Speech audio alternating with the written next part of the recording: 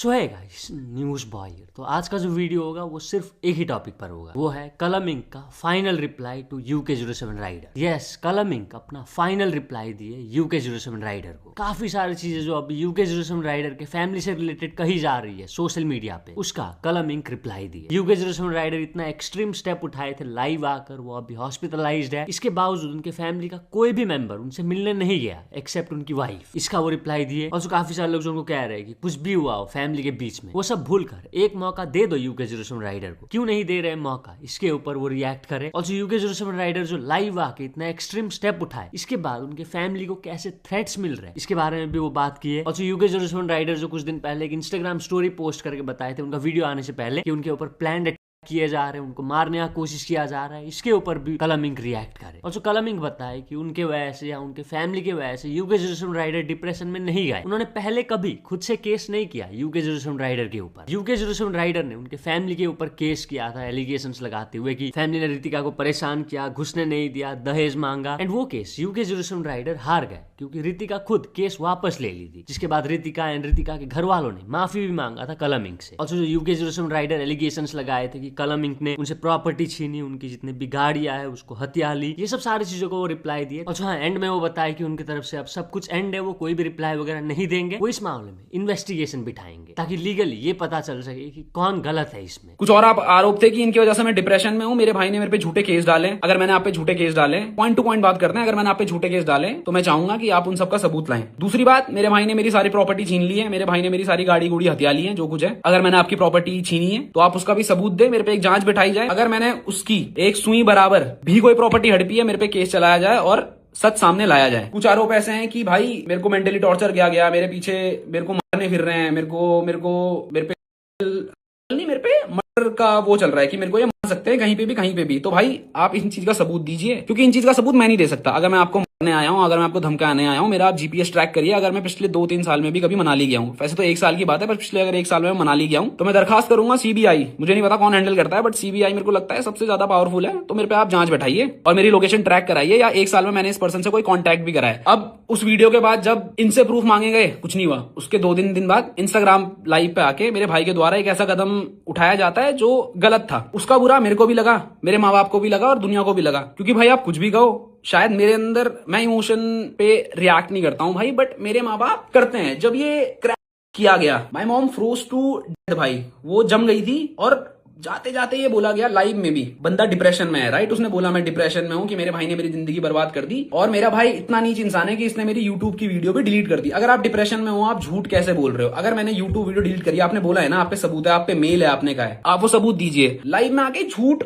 बोल रहा है और कह रहा है मैं डिप्रेशन में हूं। मान लिया भाई आप डिप्रेशन में हो, बट अभी भी मैं कहूंगा वो डिप्रेशन नहीं है, वो साइकोटिक बिहेवियर है। उत्तराखंड पुलिस, अगर आप ये वीडियो देख रहे हो मेरी वाली, तो मैं चाहता हूं आप मेरे भाई की उस लाइव इंस्टाग्राम पे कार्रवाई करें। और अगर मैं, मेरा परिवार या कोई भी इंसान जिसका उसने नाम लिया है, अगर उसके डिप्रेशन के पीछे या उसके लांछनों को सही साबित करते हो, तो उत्तराखंड पुलिस, मैं हाथ जोड़ के निवेदन करूंगा, आप इस पे कार्रवाई बैठाओ। और अगर मैं गलत हूं, मेरे को जेल के पीछे भेजो। लाइव में एक ऐसा कदम उठाया गया जो गलत था, बट क्या वो सही था? अभी तो लोग इसलिए सपोर्ट में है कि वो इंसान बच गया। भाई ऊपर वाले का शुक्र है कि वो इंसान बच गया। अगर उस इंसान को कुछ भी हो जाता तो सच तो ठीक है भाई, आता 8-9 साल बाद बाहर, पर शायद तब तक मेरे घर वालों को जला देते। आप 8 मिलियन पे बैठे हो भाई, आपके करोड़ों फैंस हैं, आपने लाइव आके ये बोल दिया मेरी के जिम्मेदार मेरी माँ बाप, भाई मेरी पत्नी होगी। आपको पता है उसके बाद मेरे घर के बाहर कितनी भीड़ लगी है? लोग मेरे को और मेरे माँ बाप को मारने की धमकियां दे रहे हैं कि आपको जिंदा देंगे अगर आप कहीं बाहर दिख गए। तो आपने क्या ये रिस्पॉन्सिबल काम करा? आपने हाईवे में 150 की स्पीड में गाड़ी ठोक दी। शुक्र है आप बच गए, और शुक्र है कि कोई और भी नहीं। भाई लोग अभी क्या लगे हुए हैं कि भाई तेरा भाई है, तेरा सच्चा खून है, तू गया क्यों नहीं, तू कैसा नीच है, तेरी माँ कैसी गलीच औरत है, कितनी गंदी औरत है कि अपने बेटे से मिलने नहीं गई। देखो पिछले 4-5 साल से मेरी फैमिली में क्या चल रहा है ना भाई, आपको नहीं पता। लोग कह रहे हैं मौके दो, हमने उसे 1000 मौके दे दिए भाई। प्रूफ दो यार, है ना। ये इमोशन करके उसके इस गलत कदम उठाने से, उसके वो अटेम्प्ट करने से सच झूठ नहीं हो जाता और झूठ सच नहीं हो जाता। आपने 8 महीने हम पे झूठे केस मारे। जब आप वो लीगली हार गए दिसंबर में, आपकी तरफ से वो केस वापस लिया गया। आपकी तरफ से वो केस वापस क्यों लिया गया? क्योंकि आप पे सबूत नहीं थे। आप सच्चे थे तो आपने वो केस वापस क्यों लिया? आप रीओपन करा दो भाई उस केस को। मैं नहीं डर रहा हूं, आप उस केस को लड़ो, जो सच्चा होगा उसको न्याय मिलेगा। इंसानियत तब का थी। आपने लाइव में ये भी बोला कि इसने मेरे माँ बाप की इज्जत उछाल दी। मैं इतना नीच नहीं हूं, मैं सबूत नहीं डालूंगा क्योंकि मैं नहीं चाहता मेरे माँ बाप की इज्जत खुले उड़े। तो क्या जब आपने वो 8-9 महीने पहले एक झूठा केस हम पे लगाया, उससे इज्जत नहीं उड़ी? क्या समाज में हमारी थू-थू नहीं हुई? अब बात बात करते हैं सिंपैथी की। भाई वो डिप्रेशन में है भाई। जब ये झूठा केस पड़ा था, मेरे बाप की हिस्ट्री सबको पता है। My dad is suffering from like, उनको ब्रेन स्ट्रोक पड़ते हैं, 2-3 बार उनको पड़ चुका है, उसकी मेडिकल हिस्ट्री सारी है। आपने क्यों नहीं सोचा कि ये झूठे केस से अगर मेरे बाप को कुछ हो गया उसका जिम्मेदार कौन? आपने तो झूठे केस डाल दिए, आपने सबूत नहीं दिए, लीगली आप वो केस हार गए। तब आपकी इंसानियत कहां थी? आपका बाप मर सकता था अगर मेरे को फेम चाहिए होता। बहुत लोग कह रहे हैं ना भाई इसने क्लाउड के लिए ये सब करा है। क्या मैं ये चीज पहले सोशल मीडिया पे लाया?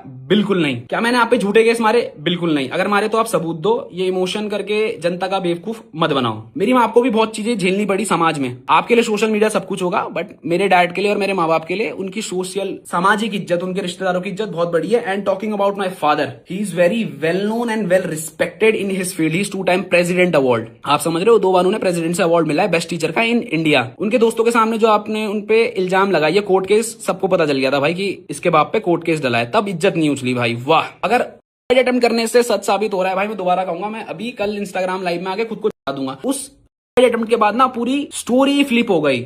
लोग सच और झूठ से हट गए। मेरे सबूत सारे लोग भूल गए, उसके लांछन सब लोग भूल गए। बस अब कहां पे आ गया कि भाई कैसा भाई है, उसका भाई मर गया, उसकी वजह से अपने भाई को खा गया, कैसी माँ है अपने बेटे को खा गई। लॉयर्स को पता होगा और ये एक नॉर्मल बंदे को ही पता है कि अब जब आप एक झूठा केस किसी पे लगाते हो, आप वो हार जाते हो, तो दूसरे बंदे का पूरा हक बनता है एक डिफॉर्मेशन केस मारने का। अगर मेरे को पैसे चाहिए होते, मैं आप पे डिफॉर्मेशन केस मार के आपसे पैसे ले लेता। क्या मैंने लिए?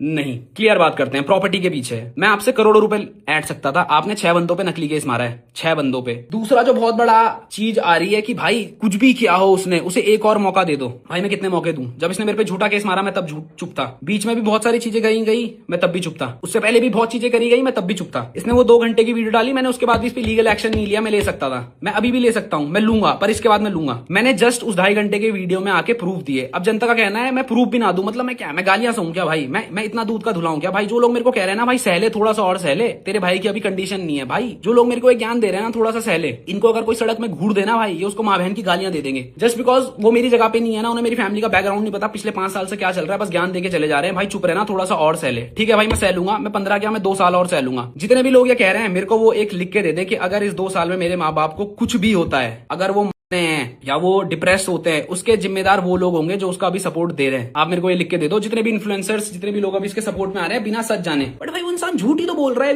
अभी भी अगर शर्म है और अगर वो सच्चा है तो सामने आए, प्रूफ दे दे, या फिर भाई अपनी माफी मांग ले। उत्तराखंड से हूं, हमारे यहाँ इन सब चीजों से ज्यादा कुल देवता और कुल देवी को माना जाता है। अपने कुल देवता और कुल देवी से कहना चाहूंगा, अगर मैं गलत हूं, अगर मैंने गलत किया तो मुझे बर्बाद कर देना, और अगर मैं सच हूं तो इतनी ऊपर रख देना कि ये लोग छू ना पाए। और मेरे को फर्क भी नहीं पड़ता भाई। लोग कह रहे हैं सोशल मीडिया पे क्यों तमाशा बना रहा है भाई, खत्म करना। अगर इतना ही है तो खत्म कर दे, प्राइवेटली जाके मिल और खत्म कर दे। भाई मैं क्यों प्राइवेटली जाके खत्म करूं? क्या प्राइवेटली जाके ये लांछन खत्म हो जाएंगे? बिल्कुल नहीं। मेरे बाप के लिए, मेरे बाप के लिए इज्जत बहुत बड़ी है भाई, और मेरे लिए भी इज्जत बहुत बड़ी है। आप बड़े बन जाओ ना, आप सामने आके सच बोल दो कि जो आरोप मैंने लगाए थे, मैंने इन्फ्लुएंस में या किसी के बहकावे में लगाए थे, मैं उन सबकी माफी मांगता हूं। मेरे माँ बाप ने ऐसा कुछ नहीं किया। आल बी द बिगर पर्सन, मैं ये बोल दूंगा भाई जो इसने किया इसे माफ करो। मैं चाहता हूं ये अपने बीवी बच्चों के साथ सुखी रहे और हमसे दूर रहे। तो 4-5 दिन में एक इन्वेस्टिगेशन बैठेगी, कोई केस नहीं है सिर्फ। और ये इन्वेस्टिगेशन भी ना भाई इस चीज के ऊपर बैठेगी कि अगर कलम ने और उसके माता पिता ने ये सब चीज एक शरीफ इंसान के साथ करी है, मेरा भाई, जैसा कि वो कह रहा है, मान लिया तू शरीफ है मेरी जान, मान लिया, तो अगर ये इन्वेस्टिगेशन में मैं गलत आता हूं तो मेरे को कड़ी से कड़ी सजा दी जाए, और अगर